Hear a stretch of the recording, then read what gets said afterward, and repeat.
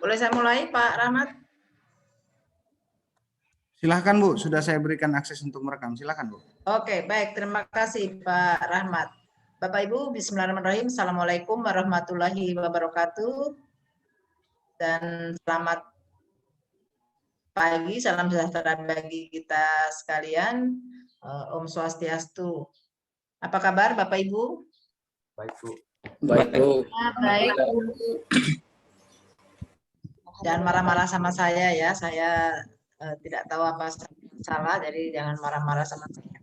Kayak boleh senyum sedikit gitu ya. Nanti marahnya kalau saya sudah keluar saya punya galak baru marah Ibu ya. Oke, tapi untuk sekarang kita wajib bersyukur kepada Allah Subhanahu wa taala atas perkenannya juga kita diberi kesehatan, kesempatan sehingga kita bisa bertemu di sini untuk mengikuti rangkaian dari pelatihan dasar calon pegawai negeri sipil Kabupaten Sigi angkatan 71. Baik Bapak Ibu, alhamdulillah kayaknya ini pertemuan pertama kita gitu ya. Pertemuan kita yang pertama karena saya kalau tidak salah biasanya saya di kelompok 4 gitu. Sekarang saya di kelompok 2, berarti ini golongan 3 semua. Iya, Bu. Iya, Bu. Ya. Iya, Bu. Golongan 3 semua ya. Kalau kelompok 2, kelompok 4 mungkin yang ada golongan 2 kalau tidak salah di angkatan ini ya. Iya. Iya, Ada Bu, tapi Ya, di ada, kelas Bu. lain. Ya, maksudnya di angkatan 71 ini ada golongan 2. Iya, Bu. Ya, tapi di kelompok ini tidak ada gitu ya. Iya, Oke, baik Bapak Ibu, saya perkenalkan diri sedikit dulu, biar so tua saya pengen juga mengenalkan diri gitu ya. Oke, baik, nama saya Vivi gitu ya, saya Widyaswara di BPSDM. Saya sudah 10-11 tahun lah jadi WI gitu ya. Saya beralih dari tadinya saya pustakawan, kemudian saya pindah beralih menjadi Widyaswara. Jadi dari fungsional ke fungsional. Karena saya pejabat dari lahir gitu. Jadi untuk apa saya cari-cari jabatan lagi di pemerintahan gitu. Saya peranakan Jawa Batak gitu ya. Bapak saya Batak, ibu saya Jawa gitu. Jadi saya pejabat dari lahir gitu. Jadi ketika saya di birokrasi, saya tidak perlu cari-cari jabatan karena saya sudah pejabat gitu ya. Jadi saya fungsional. Saya dari pustakawan beralih ke Widyaswara gitu.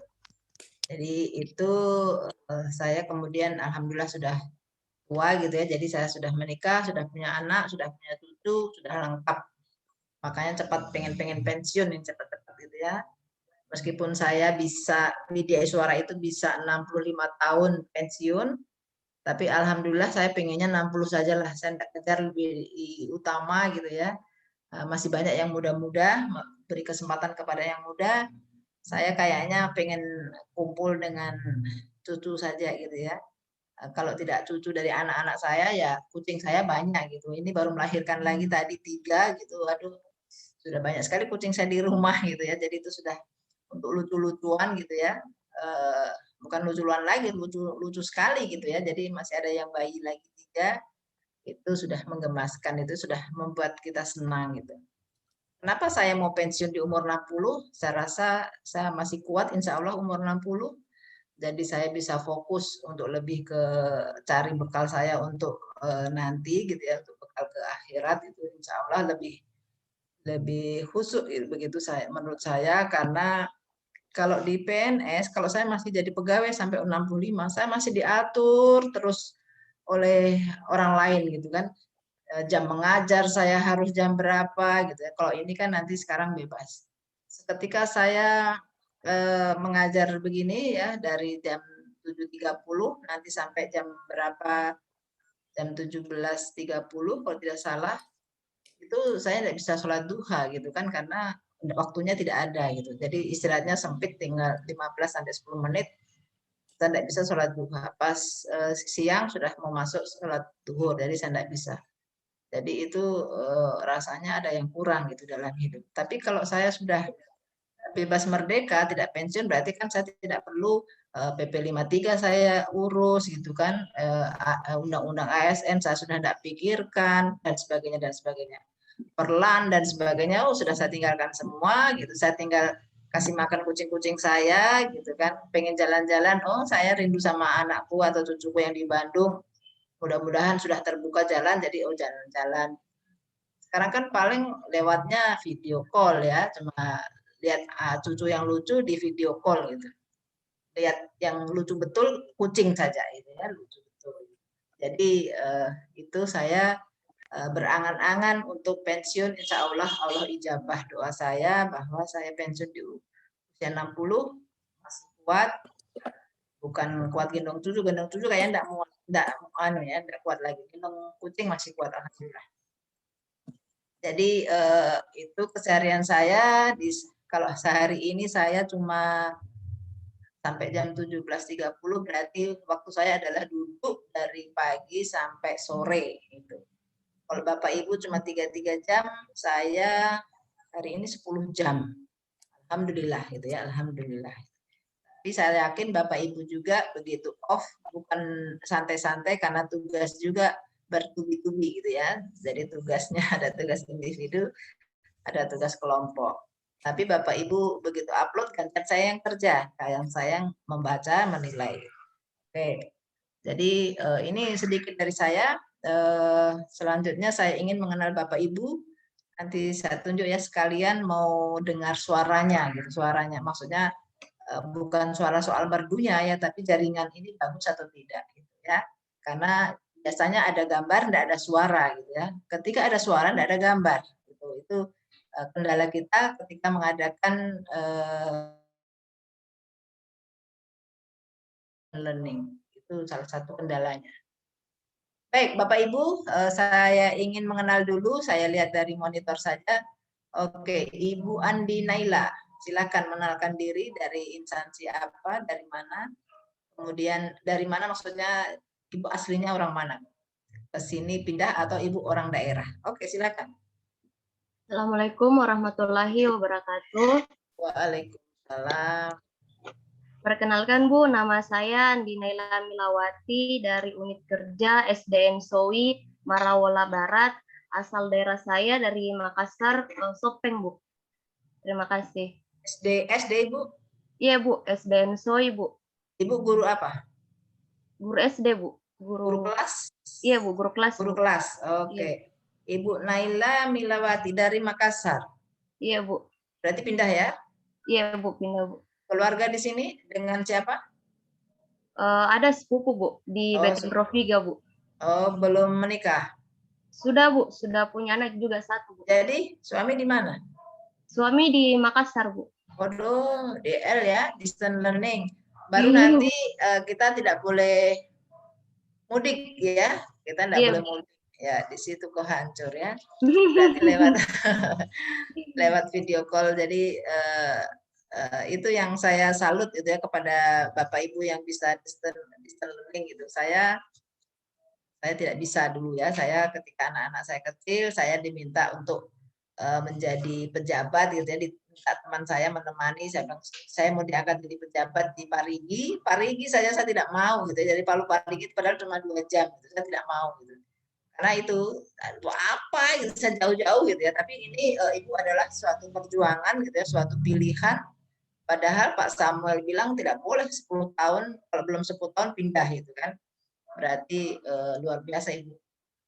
Entah nanti apakah mau 10 tahun itu distance learning terus gitu ya. Atau mau lewat apa Bu? Mau lewat ini lewat Bluetooth gitu kan ya. Nah, mungkin nanti anaknya download dong ya.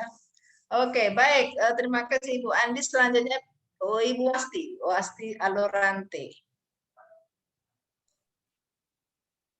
Ya, selamat pagi Bu. Pagi. Perkenalkan, nama saya Wasti Alorante dari SD Impres Tomado. Asal daerah saya dari Toraja Bu. Ya. SD Impres Tomado. Tomado. Iya Bu. Tomado itu Lindu ya? Iya Bu. Oke, SD Tomado. Wasti Alorante. Ibu sudah menikah? Belum Bu. Oh belum, enggak apa-apa kalau belum berarti masih terbuka kesempatan untuk mendapatkan putra daerah gitu ya. Kayaknya di Tomado banyak juga nih orang ya. Mungkin juga sama-sama guru atau tenaga kesehatan yang masih bujang nggak boleh main mata di sana. Kalau Ibu Andi Naila nggak boleh, tapi kalau Ibu Wasti boleh. Ibu guru apa Ibu Bu Wasti? Guru kelas, Bu. Guru kelas, oke.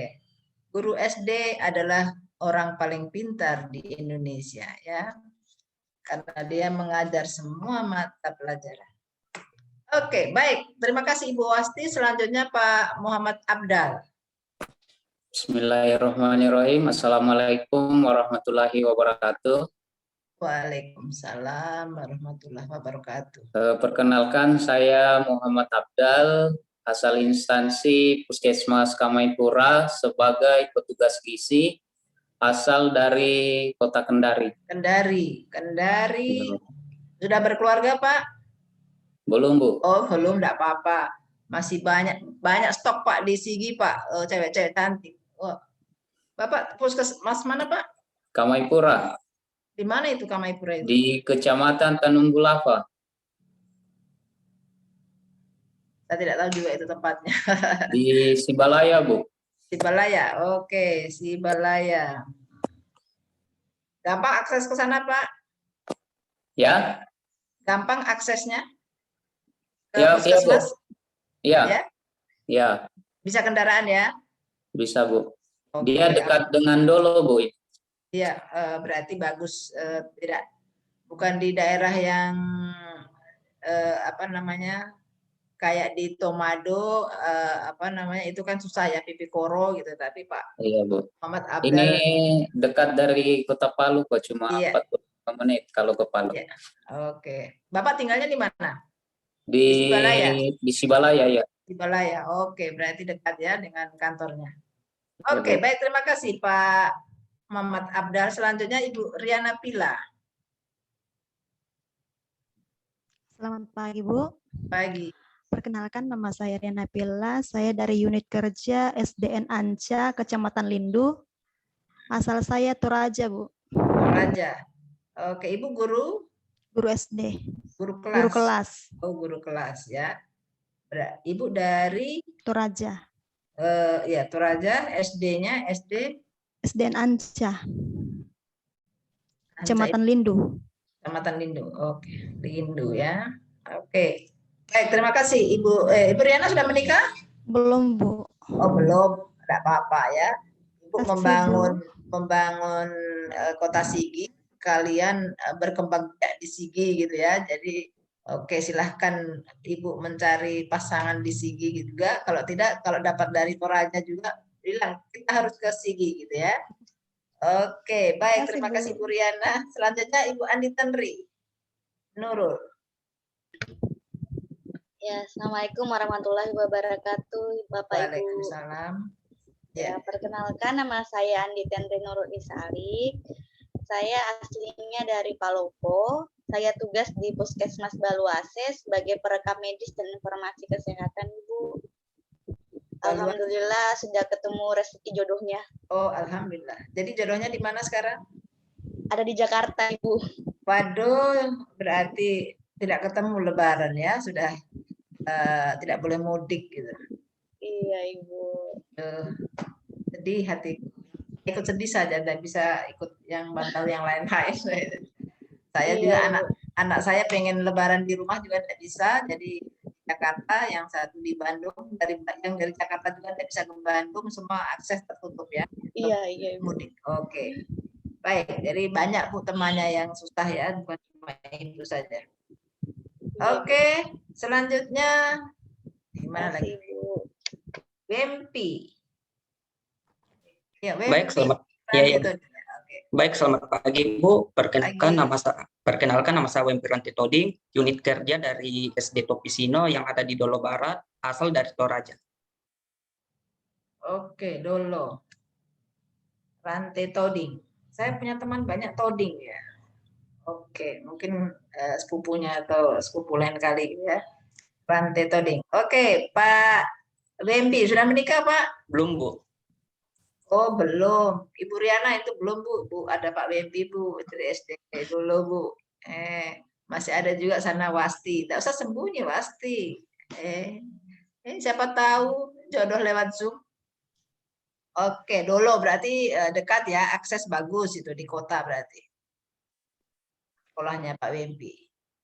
Sekolah saya Bu di Topisino, daerah pegunungan di atas itu Bu, yang daerah Mantikole. Kan Mantikole ada permandian air panas. Di atasnya itu Bu, yang di gunung di atas itu. Oh, kalau yang dulu sekolah hijau bukan di situ ya? Sekolah daun atau sekolah apa? Oh, berarti susah ya, aksesnya susah ya? Ya Bu? Aksesnya susah ke sana? Iya Bu, susah. Kalau Tidak bisa, bisa kendaraan? Tidak bisa? Bisa kalau roda 2 Bu. Iya, motor bisa ya. Ya, Bisa. yang penting motor bisa enggak apa-apa. Kalau motor enggak bisa sepeda gitu kan. Oke, jadi atau jalan kaki gitu. Oke, baik, terima kasih Pak Wempi. Silakan Bapak memandang-mandang di dalam layar ini siapa yang kira-kira sesuai dengan ini ya. Sesuai dengan kriteria Bapak gitu ya. Nanti boleh nembak Pak. Oke, baik, terima kasih Pak Wempi. Selanjutnya Ibu Resvidora. Resvi. Halo, selamat pagi Bu. Pagi. Nama saya Resvidora. Saya di unit kerja SMP Satam Negeri 2 Si, Kecamatan Lindu. Asal saya dari Toraja, belum menikah juga Bu. Oh, itu Pak Wempi ya, tambah lagi Pak Wempi. Banyak ya Ibu Resvidora juga belum itu. Ibu mengajar apa Ibu Resvi? Bahasa Inggris Bu. Bahasa Inggris. Pak Wempi tadi guru SD, guru apa Pak? Guru kelas? Guru kelas Bu. Oke, guru kelas. Terima kasih semuanya dulu. Selanjutnya, Samsul Bahri. Assalamualaikum warahmatullahi wabarakatuh. Waalaikumsalam. Perkenalkan nama saya Samsul Bahri dari unit kerja SD Impres Tomado, Kecamatan Lindu. Asal daerah Sulawesi Selatan, Kabupaten Patu. Sudah menikah Pak? Sudah Bu. Sudah? Jadi istri di mana? Alhamdulillah. Ya Bu. Istri di Sulawesi Selatan Bu. Aduh, Bapak juga lewat Bluetooth juga ini ya. Oke, terima kasih Pak Samsul Bahri. SD Tomado? Di Tomado? Ya, SD Impres Tomado. Sama dengan Ibu Wasti tidak? SD Impres Tomado. Beda? Sama Bu, satu sekolah ya? Bu, satu sekolah. Oke. Iya Bu. Ya, Bu. Pak, ini guru apa Pak Samsul? Guru kelas Bu. Guru kelas, oke. Kelas berapa Pak? Kelas berapa? Kelas 4 Bu. Kelas 4, oke. Terima kasih Pak Samsul Bahri. Selanjutnya Satriani. Assalamualaikum Ibu. Waalaikumsalam. Perkenalkan nama saya Satriani, unit kerja SMP Negeri Satap 1 Sigi. Guru IPA asal daerah dari Donggala Tonggolo Bibi, Bu. Oh, dari Donggala, dekat ya, dekat itu. Alhamdulillah sudah tinggal di sini, Bu. Di mana? Di Marawola. Sigi? Ya, Bu, di Sigi di Padene. Oh, Marawola. Ya.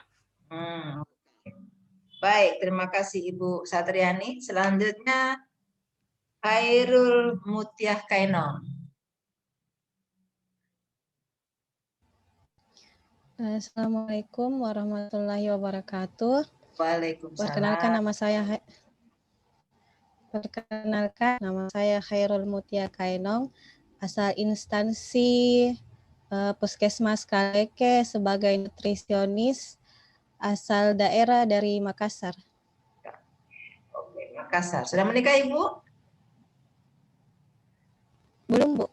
Belum? Oh, enggak apa-apa. Berarti masih boleh mencari-cari di sini gitu ya, supaya tidak pindah-pindah lagi, berarti menetap di Sigi, mengembangkan kota Sigi gitu ya. Karena kenapa orang Makassar diterimanya di Sigi gitu ya, karena memang rencana Allah begitu gitu ya, bahwa Bapak Ibu akan memberi manfaat ketika Bapak Ibu ada di Sigi. Itu ya. Jadi kenapa Tuhan tidak luluskan Bapak Ibu atau kerja di tempat lain, karena di tempat lain Bapak Ibu kurang bermanfaat, tapi Bapak Ibu akan memberi manfaat yang seluas-luasnya ketika Bapak Ibu ditugaskan di Sigi gitu ya. Jadi itulah kenapa sebenarnya kalau saya sih enggak usah diikat dengan 10 tahun gitu ya, sebagai bentuk terima kasih gitu bahwa kita akan memajukan daerah gitu ya, enggak usah pindah. Kecuali dipindahkan oleh dari PKD memindahkan kita gitu ya, karena diperlukan di daerah mana gitu. Tapi jangan pindah alasan mau pindah ke Makassar atau ke Toraja mendekati orang tua yang sudah tua gitu. Sejak kapan orang tua kita tidak tua? Sedangkan kita lahir orang tua kita sudah tua ya kan, apalagi sekarang itu posisinya Bapak Ibu gitu. Jadi tidak ada alasan itu sebenarnya, karena ketika Bapak Ibu pergi ke Sigi menerima SK pasti sudah, waduh jauhnya gitu ya.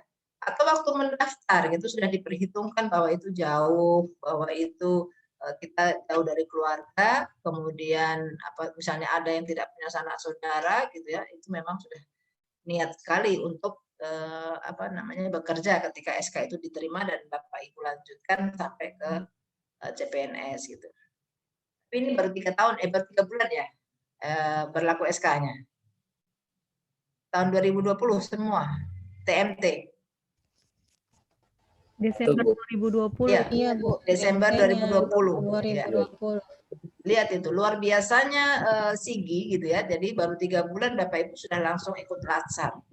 Jadi Ibu berterima kasih sekali gitu sama BKPSDM Sigi gitu, karena cepat tanggap dengan adanya Bapak Ibu segera ikut latsar. Di daerah lain ada yang tahun 2018 belum, 2019 belum ikut latsar. Ada gitu ya. Saya tidak sebut namanya, tapi ada di kabupaten yang belum, itu karena pertama mungkin mau menunggu ternyata habis itu pandemi gitu ya. Jadi tidak bisa lagi tatap muka, sehingga menunggu aturan yang baru, kemudian kita kenapa muncul ini ya? Halo? Kenapa ada peringatan saya? Masih dengar suara saya ya? Iya, Bu. Jelas, Bu. Masih, Bu. Masih ya, tapi kenapa muncul mau di ini? Dengar, Bu. Ya, oke. Jadi itu kira-kira yang bisa saya sampaikan, bahwa mari kita sama-sama membangun Sigi supaya maju dan setara dengan daerah-daerah lain di Indonesia. Oke, baik Bapak Ibu, sebelum lanjut saya mau share screen, mudah-mudahan ada akses. Oke.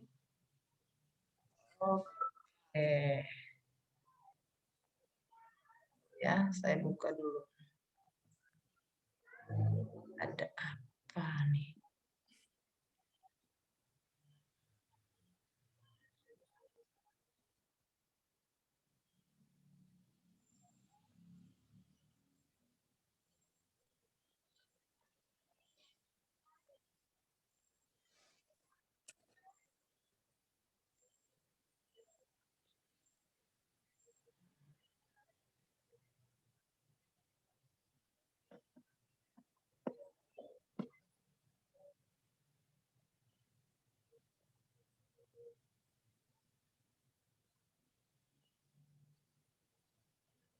Oke.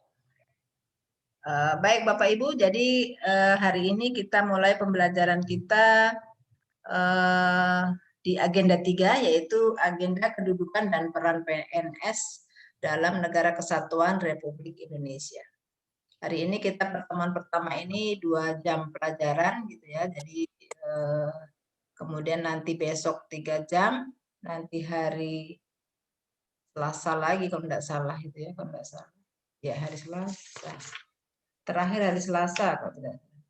Ya, Selasa kita ketemu 5 jam. 10 jam saja untuk agenda kedudukan dan peran PNS dalam NKRI. Baik, agenda ini tujuannya adalah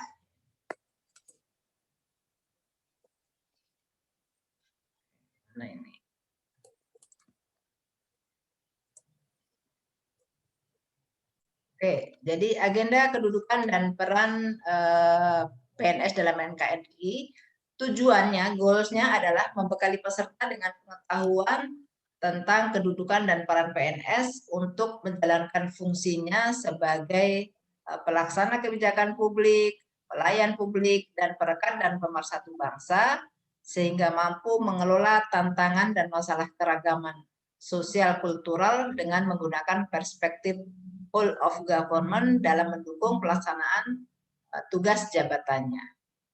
Ya, kemudian hasil belajarnya adalah mampu mengaktualisasikan konsep penerapan WOG dan best practice penerapan WOG dalam pemberian pelayanan yang terintegrasi.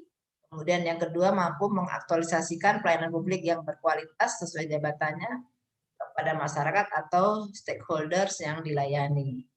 Dan yang ketiga adalah mampu memahami kedudukan, peran, hak, dan kewajiban, serta kode etik ASN, konsep merit system dalam pengelolaan ASN, pengelolaan ASN. Apakah itu di unit kerjanya, ataupun di lingkungan yang lebih besar, di kabupaten. Jadi kita paham bagaimana kedudukan dan peran kita. Oke, selanjutnya saya ingin Bapak Ibu menjelaskan dulu kepada saya apa yang dipelajari dari MOOC. Oke. Sampai di sini saya share screen dulu. Biasanya kalau saya minta raise hand, tidak ada yang raise hand, jadi saya tunjuk nanti siapa duluan yang saya minta untuk menyampaikan apa yang sudah didapat dari agenda 3, yaitu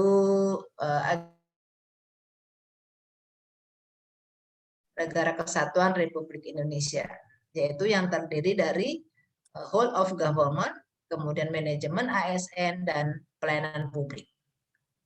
Oke, yang pertama, Pak Samsul Bahri, silakan.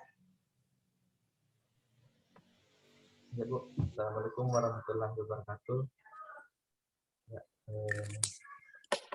ini saya akan menjelaskan kedudukan ASN, di mana kedudukan ASN itu yaitu adalah aparatur negara yang bertugas.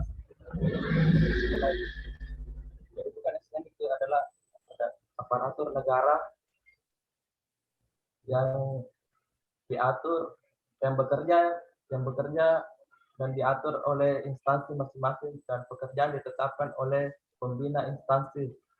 Dan larangan untuk ASN itu adalah bergabung ke partai politik, sedangkan peran ASN adalah sebagai pelayan publik. Sebagai pelayan publik yang harus memiliki sifat profesional, adil, dan jujur. Di mana sifat profesional di sini meliputi mengutamakan kepentingan berbangsa dan bernegara dibandingkan kepentingan pribadi dan kelompok. Terima kasih, Bu.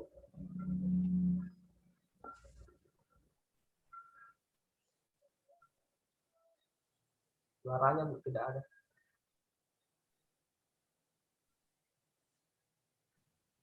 Oke, terima kasih Pak Samsul Bahri. Selanjutnya Ibu Wasti Alorante.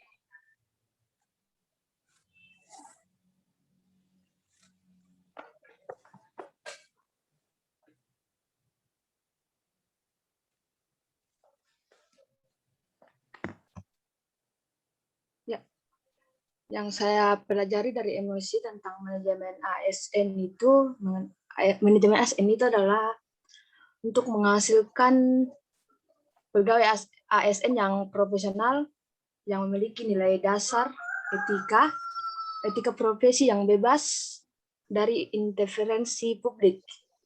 Kemudian dari WOG itu, dari pengembangan kemarin menjelaskan bahwa dari seluruh sektor dalam PNS yang mendapat jaminan itu, seperti dalam pelaksanaan kebijakan publik, ASN sebagai profesi itu berlandaskan pada kode etik dan kode perilaku ASN yang bertujuan menjaga kehormatan dan martabat ASN. Itu terdapat dalam Undang-Undang ASN. Dalam kebijakan manajemen ASN itu diatur juga mengenai sistem di mana pegawai diberikan pengakuan dan penghargaan atas kinerjanya yang tinggi. Di mana di sisi lain diketahui kelemahan dan akan diberikan bantuan dari organisasi untuk meningkatkan kinerja untuk reward dan punishment. Mungkin itu saja Bu yang saya pahami. Saya bukan bicara manajemen ASN, saya bicara agenda. Saya bicara agenda. Berarti ketika saya bicara agenda, berarti ketiga-tiganya ya, dijelaskan ketiga-tiganya. Oke, dirangkum ketiga-tiganya apa yang sudah dipelajari. Oke, terima kasih Bu Wasti. Selanjutnya Pak Abdar. Baik, terima kasih Bu. Assalamualaikum warahmatullahi wabarakatuh. Waalaikumsalam.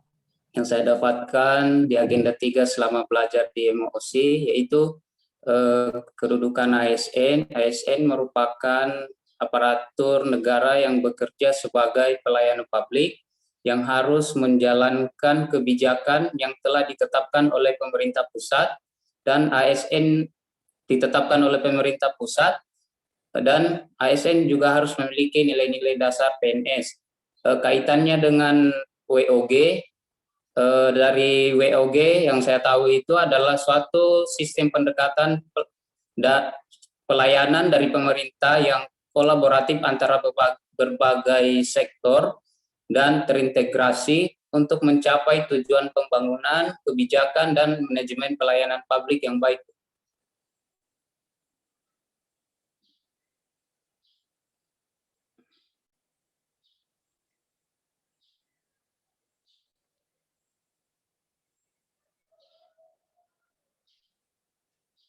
Suaranya tidak kedengaran, Bu. Oke, sudah selesai Pak Abdar? Sudah, Bu. Oke, sudah ya. Oke, baik, terima kasih Pak Abdar. Selanjutnya Ibu Rian Napila.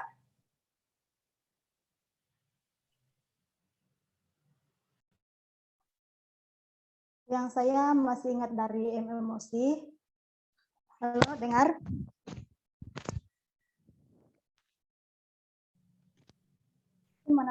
Manajemen ASN adalah pengelolaan untuk menghasilkan pegawai ASN yang profesional, memiliki nilai dasar, etika profesi, bebas dari intervensi dan politik, atau bersih dari korupsi, kolusi, dan nepotisme. Sedangkan yang saya ingat dari WOG yaitu pendekatan yang intergensi, yaitu pendekatan yang melibatkan sejumlah perkembangan yang terkait untuk urusan-urusan yang relevan. WOC ini berkembang terutama di negara-negara Anglo-Saxon seperti Inggris, Australia, dan Selandia Baru. Dan praktek-praktek WOC dalam pelayanan publik seperti pelayanan yang bersifat administrasi, jasa, pelayanan barang. Mungkin itu saja, Bu. Terima kasih. Oke, baik. Terima kasih Ibu Riana Pila. Selanjutnya Wempi, Pak Wempi, Ranti Toding. Ya, Bu. Ya. Baik, yang saya pahami dari MOC, selama ini saya pelajari yang pertama kedudukan ASN itu seperti apa. Kita tahu bahwa ASN itu berkedudukan sebagai aparatur unsur negara. Jadi di sini ASN itu harus bebas dari pengaruh dari intervensi semua golongan maupun dari partai politik. Jadi bisa kita katakan bahwa ASN itu harus netral, sehingga pada saat pelaksanaan tugas dan tanggung jawab di masing-masing instansi, mereka harus sadar bahwa tugas dan tanggung jawab mereka itu harus dilaksanakan sebaik mungkin tanpa ada intervensi. Jadi pelaksanaan tugas dan tanggung jawabnya itu harus bisa sesuai dengan apa yang diinginkan oleh pemerintah. Terus yang kedua di WOG, WOG itu merupakan pendekatan yang kolaboratif. Jadi intinya di sini bahwa WOG itu mengajar kita untuk saling kerjasama dalam sebuah kelompok. Jadi kenapa WOG ini sangat penting untuk dilaksanakan, karena ini sangat berpengaruh sekali bagi unsur pemerintahan yang ada di masing-masing instansi. Seperti WOG ini sangat mempengaruhi baik dari sistem pelayanan publik maupun sistem bagaimana seorang pelayan memberikan kualitas terbaik kepada masyarakat. Jadi tuntutan zaman sekarang ini bahwa WOG ini sangat penting untuk diterapkan di masing-masing ODP sebenarnya, baik dari jasa pelayanan administrasi, jasa barang maupun dari segi hukum. Jadi bisa kita katakan bahwa WOG ini kalau bisa untuk diterapkan di lingkungan pemerintahan itu sangat penting, karena sekarang ini kita memasuki era dari perkembangan zaman, perkembangan teknologi, di mana tuntutan zaman membuat kita harus bisa untuk menyelesaikan apa yang harus diinginkan oleh pemerintah. Karena kalau yang saya pelajari di WOG ini, Bu, dia itu kita harus inovatif dalam menggunakan teknologi informasi dalam sistem pelayanan publik seperti e-government. Terima kasih. Baik, terima kasih Pak Wempi. Selanjutnya Ibu Resvi. Oke, baik Bu, terima kasih. Pertama saya mau menjelaskan sedikit tentang peran ASN. Peran ASN umumnya ada 3. Yang pertama, kemudian sebagai pelayan publik, dan yang ketiga perekat dan pemersatu bangsa. Nah, yang saya pahami dari agenda ketiga tentang peran dan kedudukan ASN, ada 3 WOG. WOG atau Whole of Government itu adalah sebuah pendekatan penyelenggaraan pemerintah yang menyatukan upaya-upaya kolaboratif yang pemerintahan dari keseluruhan sektor dalam ruang lingkup yang lebih luas, yang tujuannya itu untuk pembangunan kebijakan, manajemen program, dan pelayanan publik yang lebih terintegrasi. Kemudian ada manajemen ASN. Manajemen ASN adalah pengelolaan ASN untuk menghasilkan pegawai ASN yang profesional, memiliki nilai dasar, etika profesi, bebas dari intervensi politik, dan bebas dari praktik korupsi, kolusi, dan nepotisme. Dan yang terakhir adalah pelayanan publik. ASN memiliki 3 fungsi utama, yaitu melakukan pelayanan publik, pelaksana kebijakan pemerintah, dan sebagai alat pemersatu bangsa yang saya sebutkan tadi. Dalam melaksanakan tugasnya sebagai pelayan publik, ASN dituntut untuk memberikan pelayanan prima dan profesional. Terima kasih, Bu. Oke, terima kasih Ibu Resvidora. Selanjutnya Ibu Satriani. Terima kasih, Bu. Menurut saya di sini kedudukan dan peran ASN itu berperan sebagai perencana pelaksana dan pengawasan penyelenggaraan tugas umum pemerintah dan pembangunan nasional melalui pelaksanaan kebijakan dan pelayanan publik yang profesional, bebas dari interval politik, serta bersih dari praktek KKN, yaitu korupsi, kolusi, dan nepotisme. Nah, di sini peran dan kedudukan ASN itu ada 3, yaitu Whole of Government, pelayanan publik, dan manajemen ASN. Nah, menurut saya WOG ini adalah suatu pendekatan yang berfokus pada upaya pengembangan kebijakan manajemen program di tingkat implementasi dan manajemen pelayanan publik di tingkat profesional. Nah, maksudnya WOG ini pemerintah memiliki kebijakan yang mempunyai satu tujuan. Jadi setiap organisasi perlu memiliki tujuan yang sama supaya membentuk organisasi yang baik atau programnya berjalan dengan baik. Begitu menurut saya, Bu.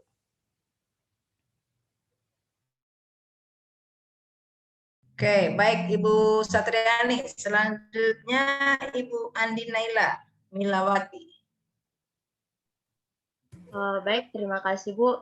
Nah, pada agenda 3 ini ada manajemen ASN, ada pelayanan publik, dan ada WOG. Nah, pada WOG ini adalah sebuah pendekatan penyelenggaraan pemerintahan yang menyatukan upaya-upaya kolaboratif pemerintahan dari keseluruhan sektor dalam ruang lingkup yang lebih luas. Gunanya itu adalah mencapai tujuan pembangunan kebijakan, manajemen program, dan pelayanan publik. Sedangkan pada pelayanan publik sendiri adalah sebuah kegiatan atau rangkaian dalam memenuhi kebutuhan pelayanan sesuai dengan peraturan perundang-undangan bagi setiap warga negara atas barang maupun jasa. Serta manajemen ASN sendiri adalah memberikan ASN berkedudukan memberikan pelayanan publik yang profesional dan berkualitas. Pelayanan publik sendiri merupakan kegiatan dalam rangka memenuhi kebutuhan pelayanan sesuai perundang-undangan. Terima kasih, Bu. Terima kasih Ibu Andi Naila Milawati. Selanjutnya Andi Tanri Nurul Izzah Ali. Silakan Ibu. Terima kasih Ibu. Jadi yang saya pelajari di agenda 3 itu pada manajemen ASN, jadi itu menciptakan ASN yang profesional, yang mampu memahami kedudukan, peran, hak, kewajiban, dan kode etik dalam ASN, serta mampu menerapkan nilai-nilai aneka dalam diri dia. Jika dikaitkan dengan pelayanan publik, dia mampu menciptakan dan mewujudkan pelayanan prima, di mana prinsip-prinsipnya itu ada partisipatif, transparan, responsif, non-diskriminatif, mudah, murah, kemudian efisien, efektif, aksesibilitas, akuntabel, dan berkeadilan. Jika dikaitkan dengan WOG, dia mampu memberikan fondasi dan nilai fundamental kepada ASN mengenai pentingnya tujuan bersama, Bu, menyiapkan upaya-upaya bersama atau kolaborasi lintas sektor untuk menciptakan suatu tujuan pelayanan publik yang prima dan serta menciptakan pereratan kebangsaan yang kuat. Itu saja, Bu. Oke, baik Ibu Tanri. Selanjutnya terakhir kayaknya ini ya, Ibu Khairul Mutiah Kainong. Silakan Ibu. Ibu Khairul.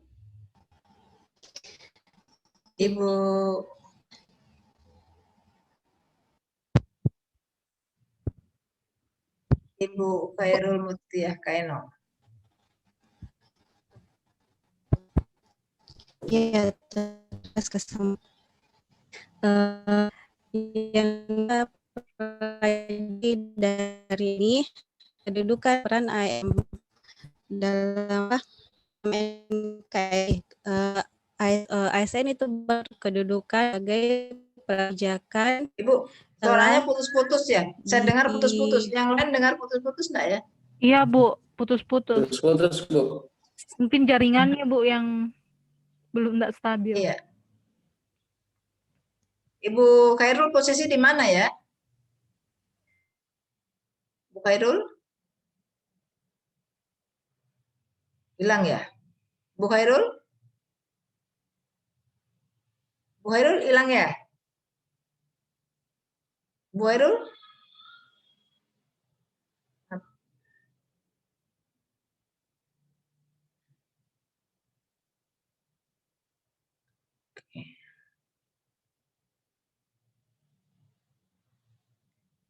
Putus ya, Ibu Khairul putus. Wah, Ibu memutuskan sepihak nih ya. Tiba-tiba putus nih jaringan ini ya. Oke, ini sudah hilang berarti. Oke, baik, berarti jaringannya bermasalah. Saya lupa tadi ditanya posisinya ada di mana ya. Jadi signal lagi tidak bagus ini. Banyak yang kemarin bagus, sekarang banyak kendala gitu ya. Yang kemarin ada kendala, sekarang bagus. Jadi ngider ini jaringan ini ya, di mana yang rusak dia kelilingi semua ini supaya merasakan semua bagaimana stresnya gitu ketika jaringan itu buruk gitu.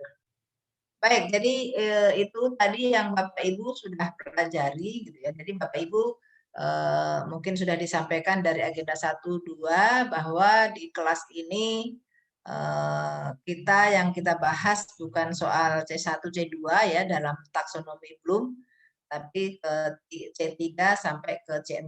Yang guru-guru mungkin sudah paham itu apa itu taksonomi Bloom itu ya. Jadi berarti sudah tahu bahwa saya tidak akan menjelaskan itu apa itu manajemen ASN, tapi sudah mulai ke penerapannya.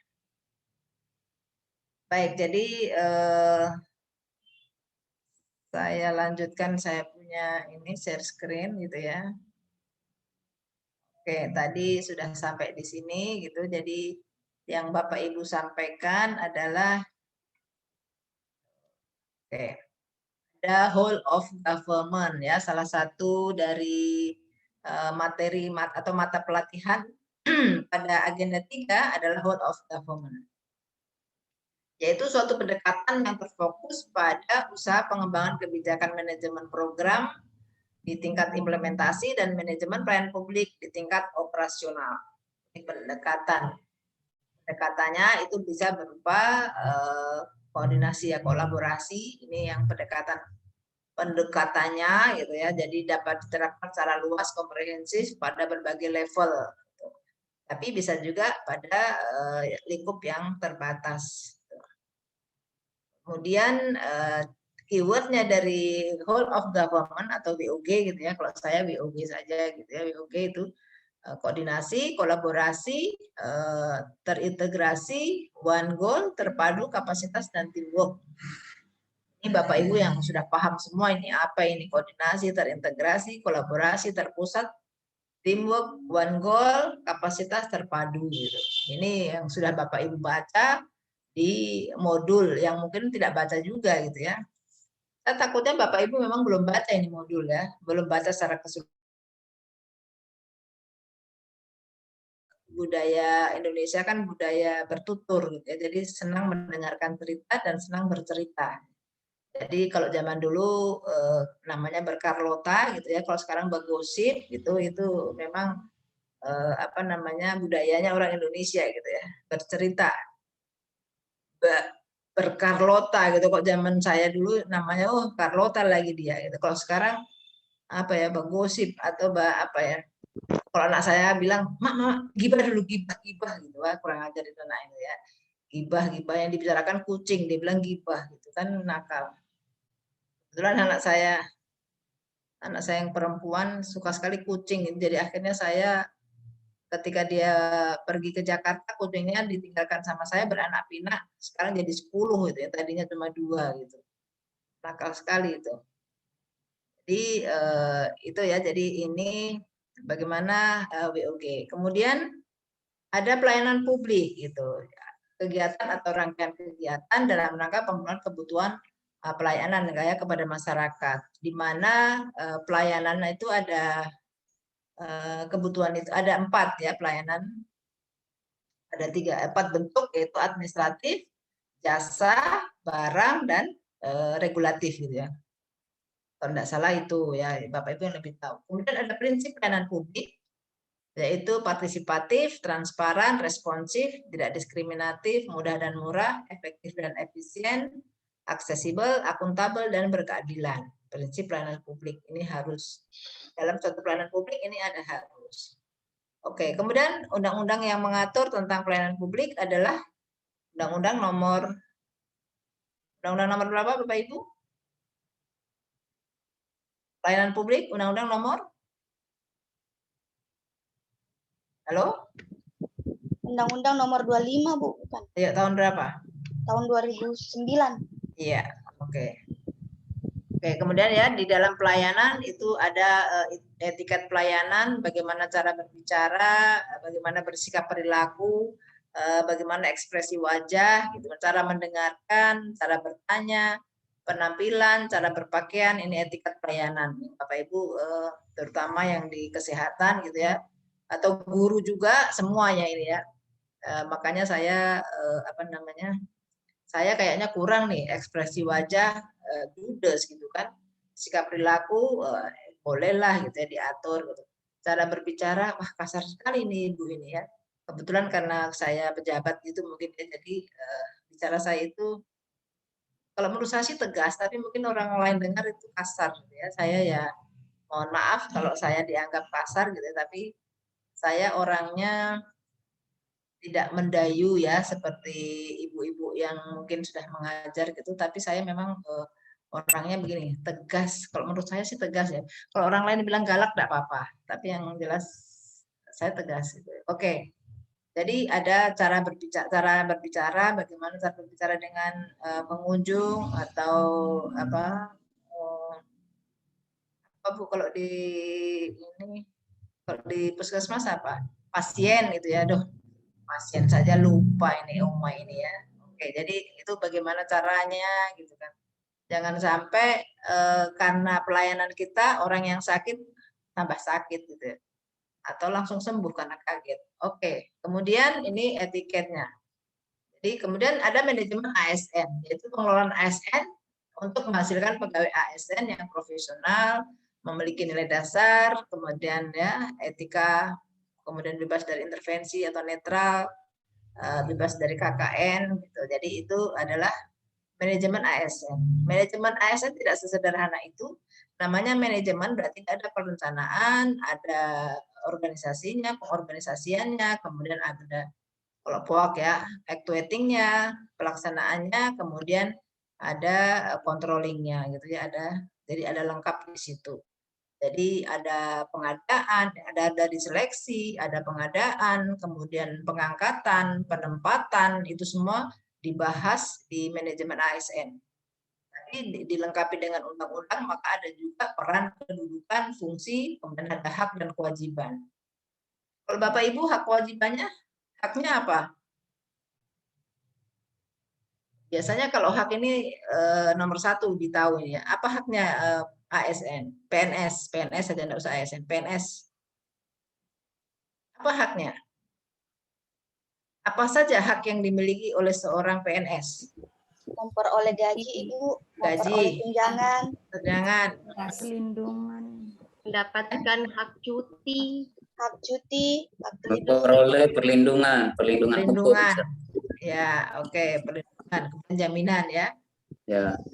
Oke, jadi itu haknya, itu yang dituntut terus. Tapi jangan lupa kewajibannya juga. Di samping itu ada juga hak untuk cuti gitu kan ya. Cuti itu ada macam-macam. Cuti apa saja?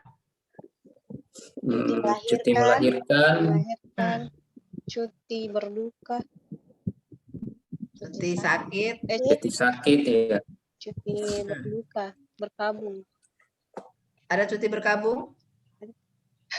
Ada ya? Undang-undang baru. Saya belum baca nih kalau ada cuti berkabung. Ada cuti berkabung? Tidak ada setahu saya. Oh, tidak ada. Cuti alasan penting. Ya. Cuti alasan penting ada. Cuti tahunan. Cuti besar. Ya. Cuti ditanggung negara. Cuti di luar tanggungan negara. Ya kan? Ada itu ya. Jadi apa itu? Itu kan hak. Dan kewajibannya ya itu. Kewajibannya ada banyak itu ya, ada berapa? 10 ke berapa itu kewajibannya. Oke, ASN berkedudukan sebagai aparatur negara yang menjalankan kebijakan yang ditetapkan oleh instansi pemerintah. Jadi harus bebas harus netral lah ya gitu. Kemudian perannya sebagai perencana, pelaksana, pengawas penyelenggaraan tugas umum pemerintahan dan pembangunan. Kemudian fungsinya adalah sebagai pelaksana kebijakan publik, pelayan publik dan perekat dan pemersatu bangsa. Ini kulit-kulitnya gitu ya. Kalau di dalamnya kan Ibu yang baca. Dan yang paling canggih lagi adalah tentang merit system. Ya, merit system. Jadi manajemen ASN yang berdasarkan pada kualifikasi, kompetensi, dan kinerja tanpa memandang apa saja ya, pokoknya adil lah gitu ya. Tidak memandang sukunya, latar belakang politik, warna kulit, gitu, agama, jenis kelamin, dan lain-lain. Jadi yang didasarkan adalah kualifikasi, kompetensi, dan kinerjanya. Itu merit system. Jadi bukan karena Bapak Ibu diangkat, bukan karena dekat dengan Pak Bupati atau Pak Kepala BKPSDM, tapi karena Bapak Ibu ada lulus dari ujian CAT itu ya. Iya, begitu. Atau ada yang karena dekat dengan Bupati. Semua lulus CAT ya? Iya, Bu. Semua Ya, lulus. Bu. Iya. Oke, baik. Jadi oke, ini ya. Ini kompetensi yang akan dikembangkan itu. Oh ya, saya kasih ingat lagi. Bapak Ibu punya hak juga untuk mengembangkan kompetensi. Kalau tidak salah 20 ya 1 tahun ya. 20 atau 10 kalau sudah ada perubahan lagi. Pokoknya itu ya kalau tidak salah. Bapak Ibu yang harus tahu nih 10 JP atau 20 JP 1 tahun. Kalau Bapak Ibu di dalam undang-undang ini Bapak Ibu punya masa percobaan berapa tahun? 1 tahun, Bu. 1 tahun ya. Tapi baru 3 bulan Bapak Ibu 100% gitu ya. Berarti cepat sekali ini Pak. Oke, samping itu kita juga harus dituntut memiliki integritas dan moralitas di dalam bekerja. Oke, baik. Jadi ini gambaran singkat dari agenda 3. Agenda 3 ya. Oke, Ibu Hairul sudah bergabung lagi? Iya, Bu. Ibu posisi di mana? Di mana? Rumah, Bu. Iya, di jalan apa? Di Kaleke. Oh, di Kaleke. Oke, ya Kaleke berarti Dolo kanan ya, ke kanan. Barat. Nyebrang gitu. Kok dulu saya nyebrang gitu. Nggak tahu sekarang apakah masih ada penyeberangan itu? Tidak ada, Bu. Sudah jembatan. Sudah ada jembatan ya. Iya, Saya berarti tahun sebelum Masehi saya itu waktu ke yang bagus di Kaleke adalah tahun 85 saya ke sana itu kayaknya belum semua rumah itu punya jamban gitu ya, punya jamban. Padahal rumahnya bagus gitu ya, tapi belum ada jambannya. Jadi pas saya ke sana mau nginep di rumahnya teman gitu, pas saya bilang, aduh, nggak enak perut ini, rasa maaf ya, mau buang air besar gitu. Jadi teman saya, ayo gitu. Saya kan cari di seputar situ, di mana ini kamar mandinya atau anunya ya, jambannya gitu. Ternyata saya diambilkan ember, diisi air, kemudian bawa cangkul gitu. Jadi maksudnya apa ini? Waduh, gitu ya. Saya dari Jakarta, gitu, tahun 85 itu sudah macet gitu. Jakarta itu sudah macet. Saya itu kalau berangkat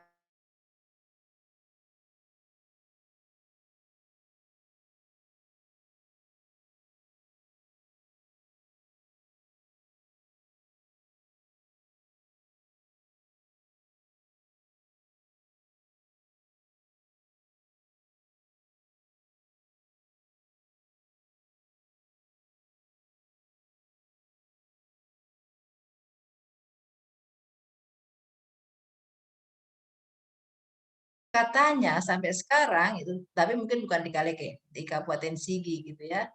Tahun 2018 itu saya ngajar PIM 4, itu ada seorang ibu dari kesehatan, dia mengangkat itu. Jadi masih mau semacam ini ya, bahwa jamban keluarga itu jamban sederhana gitu. Dia masih mau sosialisasikan.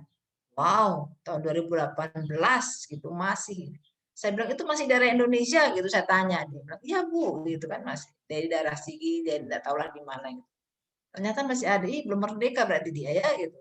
Atau sungguh sangat merdeka sehingga dia BAB bisa di mana saja gitu. Yang penting bawa cangkul tadi itu. Di tanahnya siapa. Jadi pantas kok di Kulawi itu subur, di Kaleke subur gitu ya. Saya dapat dari teman saya daun ubinya, aduh mudah-mudahan enak gitu ya. Ternyata pupuknya gratis gitu. Kenapa Ibu Riana? Kenyataan ini yang saya cerita ya. Jadi masih ada yang begitu itu. Oke, baik. Jadi itu adalah situasi zaman dulu gitu. Kalau sekarang kan sudah wow semua gitu ya, sudah bagus semua gitu. Indonesia sudah merdeka sekarang. Kalau zaman dulu tuh belum merdeka gitu ya. Tapi dari saya yang 85 dari Jakarta ke 85 ke Palu gitu ya.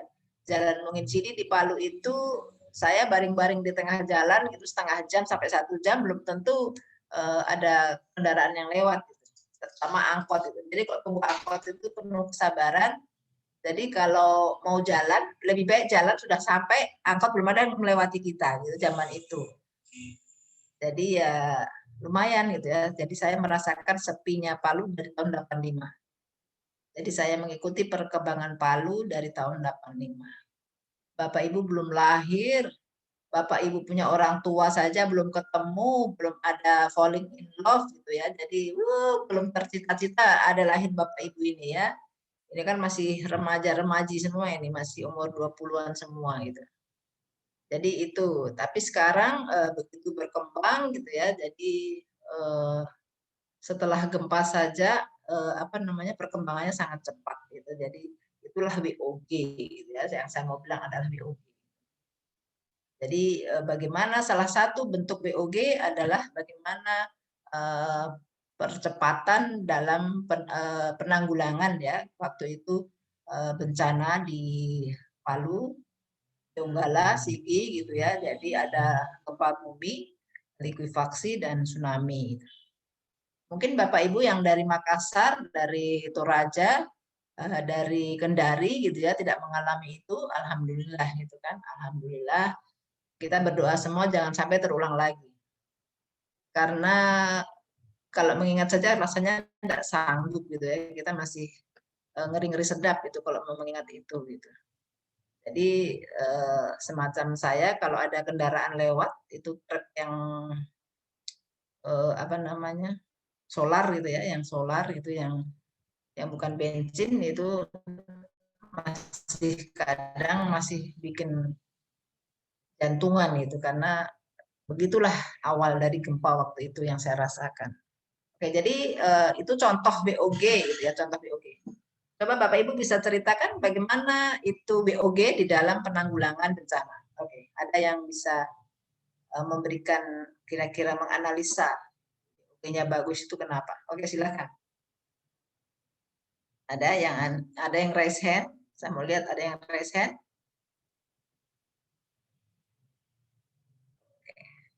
Kalau tidak ada yang raise hand, saya tunjuk. Saya ini sudah di... Boleh coba, Bu. Ya. Siapa nih? Oke, Hairul Mutia, silakan. Contoh WOG ketika terjadi bencana itu WOG kan dia kolaborasi antar bidang atau antar instansi. Jadi misal terjadi bencana, jadi tim penanggulangan bencana turun ke daerah yang terdampak bencana, kemudian melakukan pendataan korban jiwa, terus bangunan, terus kemudian korban jiwa ini tim ini kemudian bekerja sama dengan dinas kesehatan untuk mendata lagi berapa bayi, balita, ibu hamil, kemudian apakah ada yang terkena penyakit, kemudian lansia yang menderita suatu penyakit, kemudian bisa juga berkolaborasi dengan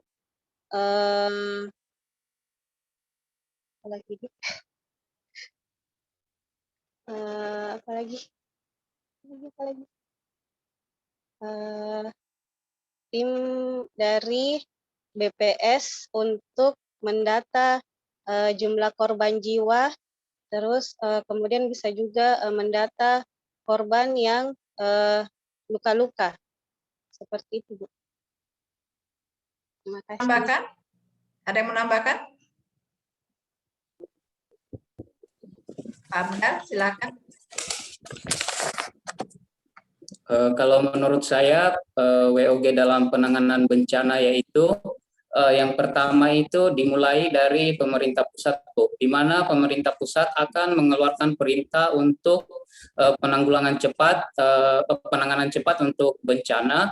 Kemudian di lingkungan kementerian akan berkolaborasi dengan lingkungan kementerian, di mana lingkungan kementerian ini akan memerintahkan kepada pihak-pihak yang terkait dengan misalkan pihak-pihak yang bisa diajak bekerja sama, kemudian ke provinsi. Dari provinsi itu akan dilakukan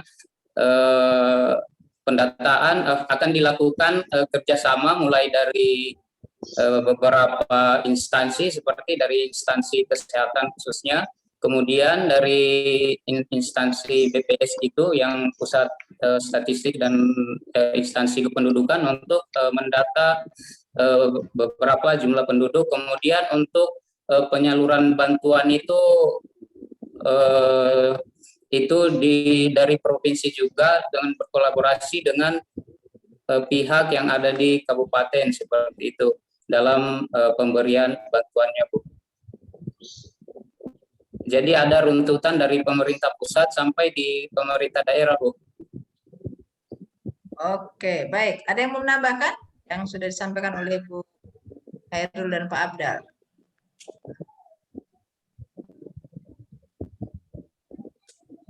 Saya, Bu, mungkin Ya. sedikit tambahkan. Oke, Pak Wempi, silakan. Ya. Jadi pentingnya WOG itu dalam penanggulangan bencana, mungkin kita bisa berkasus melihat ke belakang lagi pada saat bencana tsunami di Kabupaten Palu dan likuifaksi di Kabupaten Sigi.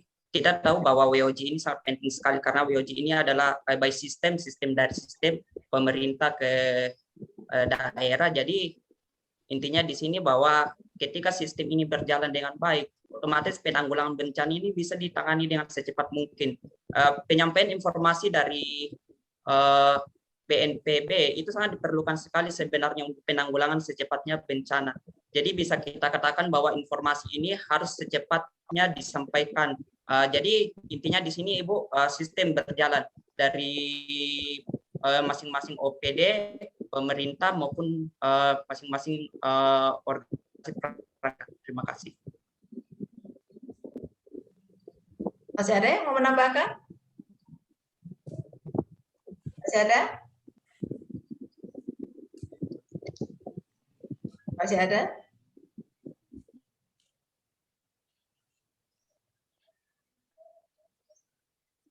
Oke. Jadi harus disebut sebenarnya siapa bekerja sama dengan siapa saja ini ya ketika ada penanggulangan bencana. Yang pertama yang punya gawe adalah BPBN pusat. Jadi dari daerah dulu ya kan, daerah melaporkan ke pusat itu tadi dibilang. Jadi bekerjanya adalah kita dari skop daerah gitu ya, berarti Badan Penanggulangan Bencana Daerah itu berkoordinasi, berkolaborasi dengan yang pertama adalah Dinas Kesehatan. Ya. Kedua dengan Dinas Pekerjaan Umum. Ketiga dengan Dinas Sosial. Keempat dengan Basarnas. Iya? Betul? Betul atau betul? Betul, Bu. Ya. Iya, Bu. Ya, kemudian belum lagi dari lembaga-lembaga swasta gitu ya. Organisasi-organisasi swasta yang berhubungan dengan sosial gitu ya, kemasyarakatan. Itu yang bukan pemerintah punya gitu ya, yang swasta punya gitu. Jadi yang relawan-relawan gitu yang tergabung dalam kelompok-kelompok apa gitu. Ada yang relawan-relawan dokter tapi bukan dari Dinas Kesehatan, tapi mereka adalah perkumpulan dari Ikatan Dokter misalnya. Kemudian ada juga perawatnya. Kemudian ada. Jadi semua ini berkolaborasi di bawah koordinasinya adalah dengan BPBN gitu ya, BPBN atau BPBD gitu. Badan Penanggulangan Bencana Daerah. Jadi mereka terjun satu kali bersama-sama sambil mendata di daerah mana yang misalnya korban dikumpulkan di mana, Jadi butuh misalnya, oke ada bayi, berarti butuh susu bayi, butuh pampers, butuh apa itu. Jadi nanti bagian logistiknya siapa gitu. Jadi cepat, jadi penanggulangan itu cepat. Sehingga waktu itu apa namanya kita semua langsung dapat itu ya super mie yang tidak super, tapi maksudnya mie-nya iya tapi supernya tidak gitu, karena mereknya baru itu saya dapat ketika ada gempa gitu. Sebelumnya saya belum pernah lihat itu merek itu. Jadi ternyata oh banyak sekali merek mie gitu ya. Saya cuma tahu Indomie, super mie gitu kan dengan sedap gitu, mie sedap. Jadi itu kolaborasinya dengan berbagai pihak gitu ya. Jadi karena ini skopnya bencananya adalah bencana yang besar sehingga perlu dari daerah, dari pusat untuk yang pertama dilihat adalah bagaimana listrik itu, karena itu yang penting, kemudian jaringan dan apa namanya minyak itu apa namanya Pertamina ya, itu yang penting karena itu semua untuk menggerakkan. Jadi kayak PU harus menyiapkan, memperbaiki jalan yang utama yang supaya logistik itu segera bisa bisa datang ke mendekati tempat bencana. Jadi begitu terkoordinir dengan bagus gitu ya, bencana apa bantuan segera datang karena aksesnya segera dibuka oleh pekerjaan umum. Kemudian listrik entah dari mana semua 1 minggu kemudian sudah menyala gitu ya. Ada yang 2-3 hari sudah menyala, tapi saya di rumah saya itu 1 minggu gitu.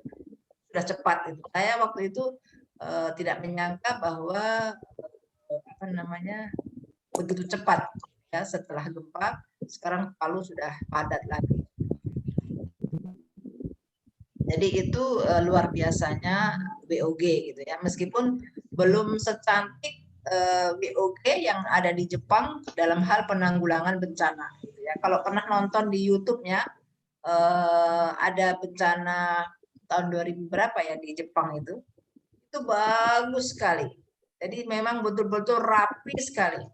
Karena kenapa? Karena apa namanya orang Jepang tidak mental korup gitu ya. Jadi betul-betul disiplin, ketika dapat bantuan antri ya antri gitu kan. Di Pertamina meskipun semua mau tarik selamat ya antri, tetap antri gitu ya. Tidak ada terus karena mau menyelamatkan diri sendiri dia tidak ikut aturan itu ya, dia lupa tata aturan. Tetap di Jepang itu tetap antri.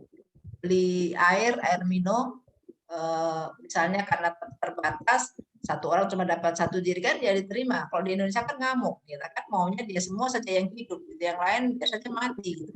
Apalagi yang punya kekuatan uang. Tapi waktu gempa, waktu itu uang tidak ada harganya karena yang berharga adalah barang yang nyata ada di depan gitu ya. Jadi orang mau bayar berapa saja untuk segelas air minum karena tidak ada air minum. Jadi kolaborasi itulah yang akhirnya terus membuat pemulihan itu cepat sekali. Jadi luar biasa. Jadi kekuatan BOG adalah itu. Jadi ketika kita melakukan kolaborasi, itu pelayanannya menjadi lebih bagus, gitu ya. Jadi lebih bagus, lebih cepat, gitu. Jadi itu. Kemudian yang kita masih kurang bagusnya adalah kita itu masih banyak korup-korup gitu ya, orang yang korupsi gitu. Tenaga bantuan sosial saja dikorup gitu kan, bansos gitu. Jadi itu sangat menyedihkan gitu. Maksudnya miris gitu ya. Di mana sih hati nurani gitu, orang lagi susah gitu ya, dikorupsi juga gitu, subhanallah. Jadi itu makanya Indonesia ketika memberi bantuan-bantuan begitu akhirnya dipersulit atau dari ribet gitu ngurusnya kalau mendapat bantuan. Meskipun dibuat sudah sedemikian rupa supaya mengurangi korupsi tadi itu. Sama seperti bantuan-bantuan yang pemulihan kita gitu ya, rumah-rumah yang rusak dan sebagainya gitu. Ada juga orang yang rumahnya tidak apa-apa dapat bantuan gitu. Jadi karena yang berbagi masih keluarga mungkin begitu ya. Jadi itulah Indonesiaku gitu ya. Maka Bapak Ibu ditempatkan di sini mengikuti latar ini supaya Bapak Ibu memiliki nilai-nilai dasar Bapak Ibu harus memiliki akuntabel ya, harus memiliki rasa nasionalisme, harus memiliki etika, kemudian selalu berorientasi pada mutu, dan memiliki sikap anti korupsi. Jadi mari kita junjung itu supaya wujud dari PNS yang profesional, yang bebas, yang netral, kemudian tidak korupsi, tidak KKN, itu bisa terwujud gitu ketika Bapak Ibu betul-betul mengamalkan itu nilai-nilai gitu ya. Itu. Jadi WOG juga bagus, tapi harus dengan sifat-sifat yang kita sudah miliki semua. Kita sudah beraneka, tidak korupsi, dan kita betul-betul nasionalisme. Kita semua bekerja demi nusa dan bangsa, bukan karena pribadi gitu ya, karena kita memang betul-betul digaji oleh negara yang sumbernya adalah pajak dari masyarakat, maka harus kita berikan manfaat sebesar-besarnya kepada masyarakat. Itu ya, jadi itulah timbal balik dari apa yang Bapak Ibu dapat, kita akan kembalikan kepada masyarakat lagi gitu. Jadi ketika Bapak Ibu bekerjanya di Sigi, maka beri manfaatlah sebanyak-banyaknya untuk masyarakat Sigi. Gitu. Jadi itu adalah contoh WOG gitu ya, contoh WOG yang bagus gitu. Oke, jadi sudah pasti WOG itu memang diciptakan untuk supaya pelayanan lebih bagus, lebih cepat. Jadi mungkin lebih menyeluruh gitu ya, lebih karena terintegrasi gitu. Jadi saya ngurus 1 dapatnya 6 gitu, 6 in 1 gitu. Ada pelayanan di Dukcapil gitu ya, 6 in 1 gitu. Ada yang tahu apa maksudnya 6 in 1? Ada yang pernah mengalami, mendengar, membaca pelayanannya 6 in 1? Ada yang sudah pernah baca? Ada?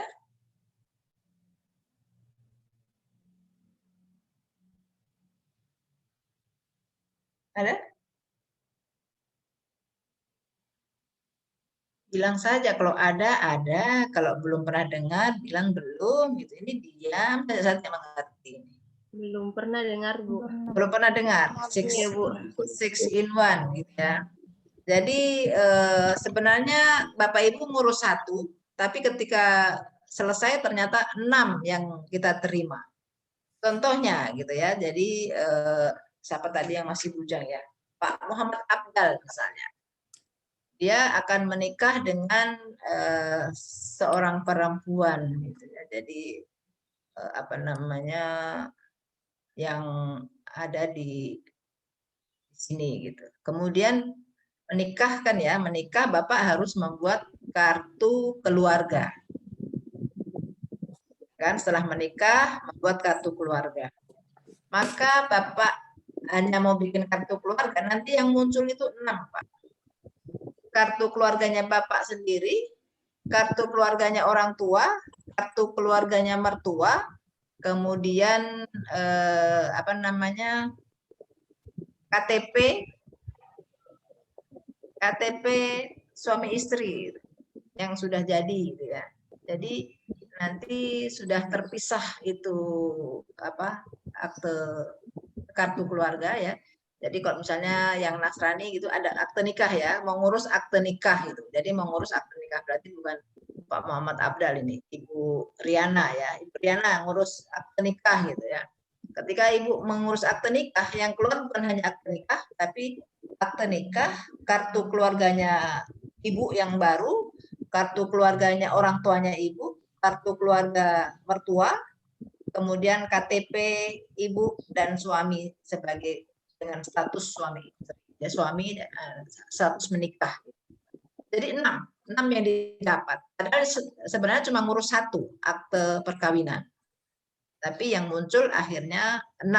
Begitu selesai 6 berkas tanpa diminta ternyata keluar semua itu ya. Jadi itu 6 in 1.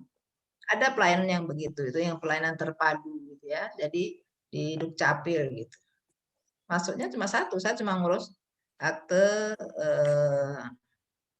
perkawinan gitu. Kemudian saya juga pernah ngurus anak saya pindah gitu ya, pindah dari Jakarta, dia kembali ulang ke Palu, berarti dia harus masuk di kakak saya yang baru gitu. Saya tadinya cuma ngurus kakaknya saja. Saya bilang karena saya mau kasih masuk anakku dalam kakakku gitu ya. Ternyata yang muncul adalah kakak saya yang baru dengan KTP-nya dia yang sudah beralamat di Palu. Gitu. Jadi, oh ternyata sudah langsung dengan KTP. Padahal saya masih mau tanya. Jadi kalau merekam KTP bagaimana untuk yang pindah? Ternyata sudah ada karena dia sudah punya e-KTP ya. Sudah ada fotonya, sudah dengan alamat yang baru, sudah ibu sudah boleh diambil loh. Saya kok ngurusnya kakak, tapi ada KTP-nya juga. Luar biasa. Jadi itu apa namanya itu termasuk pelayanan yang menurut saya bagus gitu ya. Saya tidak mikir lagi, oh ternyata harus urus KTP lagi. Ternyata tidak, sudah langsung jadi di situ dengan alamat yang baru, gitu ya. Jadi ada itu. Jadi itu juga kolaborasi dari berbagai pihak sehingga pelayanan itu menjadi bagus. Karena kan biasanya bagian kakak sendiri, bagian akte nikah sendiri, kan begitu ya. Kemudian bagian KTP perekaman lagi sendiri, gitu. Tapi ini kemudian digabungkan sehingga menjadi satu pelayanan yang menjadi lebih baik dan lebih cepat. Itu ya contoh-contoh bagaimana pelayanan itu ketika dikolaborasikan menjadi lebih baik, lebih cepat, lebih efektif, efisien. Gitu. Bagus. Meskipun belum berlaku di semua kabupaten kota yang ada di Indonesia, karena masih banyak juga di daerah lain yang masih ribet soal pengurusan KTP dan sebagainya. Kalau di Palu, alhamdulillah tidak. Saya belum tahu Sigi ya, saya belum pernah ngurus apa-apa di Sigi, saya tidak tahu. Kayaknya ya bagus juga gitu ya, saya tidak tahu lah. Begitu kira-kira. Oke, Bapak Ibu, kalau ada yang mau ditanyakan, barangkali mengenai tugas yang sudah dibaca di LMS, silakan. Saya Bu. Ya, silakan Ibu Satriani. Ini bukan itu salah satu tugasnya itu menganalisis contoh penerapan WOG Ibu. Nah yang kita ambil ini Bu contoh yang ada di Indonesia atau yang di negara? Terserah yang ada di mana saja. Oh. Nanti kan Ibu ceritakan jadi dianalisis gitu ya. Oh ya Bu. Ya, oke. Yang lain?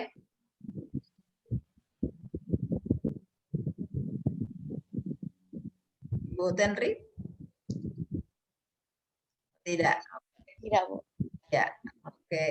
Yang lain? Sudah jelas? Tugas kelompok jelas?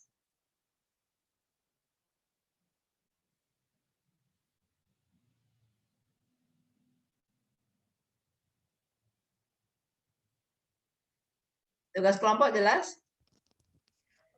Jelas. Ibu Satriani? Tugas kelompoknya Ibu itu kan juga kita disuruh analisis kasus yang ada di surat kabar atau di media sosial. Jadi itu bebas juga kasusnya Ibu? Kasusnya bebas. Yang penting dia berhubungan dengan manajemen ASN, WOG, atau pelayanan publik gitu ya? Iya Bu, ya siap. Oke. Oke, sudah jelas semua?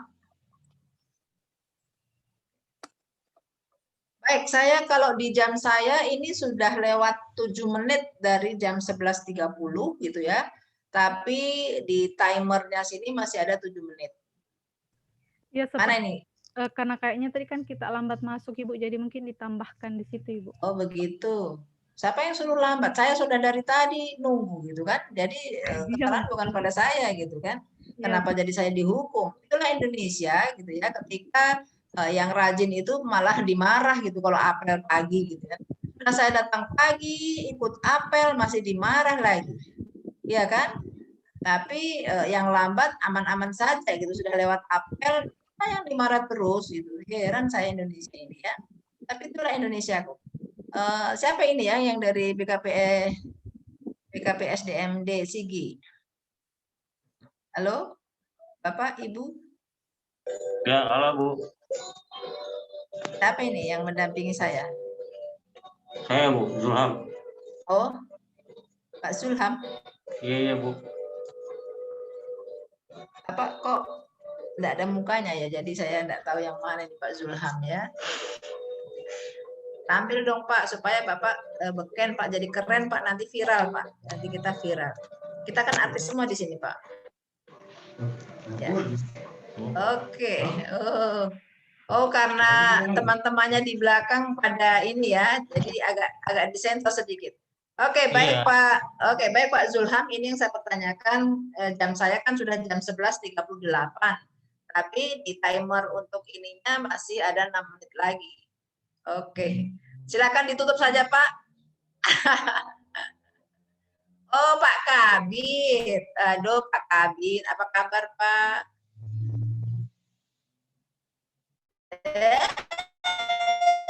Ditutup suaranya, bagaimana saya mau dengar? Halo Bu. Ini nih, masih tertutup. Alhamdulillah. Oke. Sehat-sehat Pak. Selamat menjalankan ibadah puasa Bu. Oh, sama-sama Pak. Bapak kayaknya enggak puasa di sana sekali. Puasa Bu. Oh, supaya dimudahkan semua Bu. Dimudahkan rezeki. Oke, amin ya. Amin, amin. Ya, semua ya. Jodoh, gitu, ya, jodoh juga. Pak, banyak yang belum menikah ini, Pak. Insya Allah nanti. Saya cuma kasih tahu saja, saya infokan. Kan? Nanti dicarikan banyak di sini, Bu. Tenang. Oke, baik. Saya mau selesaikan, saya punya ini, Pak, karena di jam saya sebenarnya sudah lewat ini, lebih 9 menit. Jadi, tapi di timer sini masih 5 menit. Saya bilang, saya ini tidak terlambat, kenapa saya dihukum, gitu kan. Jadi, saya mohon pamit Pak, bahwa saya akhiri pembelajaran hari ini sampai di sini. Oh ya, makasih Bu. Oke, baik, terima kasih Pak. Ya, oke. Terima kasih. Ya, akhirnya ya Bapak Ibu, ya akhirnya saya akhiri pertemuan hari ini. Insya Allah kita ketemu lagi besok jam berapa ya? Besok